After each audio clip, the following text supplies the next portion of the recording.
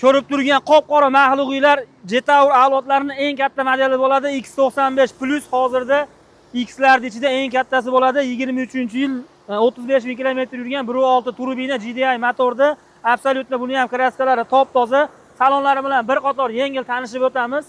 Ko'rib turganimizda 360 kameralarigacha mavjud ekan. Hop, mashinamizni mana ko'rib turibsizlar, polnisti qora salonda. Ikkitali tablolari hamda nimalari bor.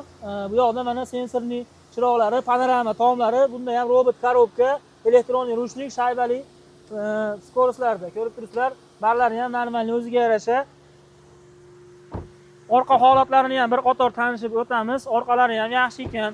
Bo'ldi, bo'laveradi, orqasicha shart emas. Xudo xolasa mashinamizni narxi sizlar uchun baholashib qo'ydik. 23 ming dollar deyishyapti. Xudo xolasa bo'lish narxi ekan. Menimcha narxi bu haybatiga arziydi. Izohlarda fikrlarni kutamiz. Yaqinlariga jo'natish esdan chiqmasin. Jetour indamasdan puling bo'lsa olib minib ketaver. Sog' bo'linglar.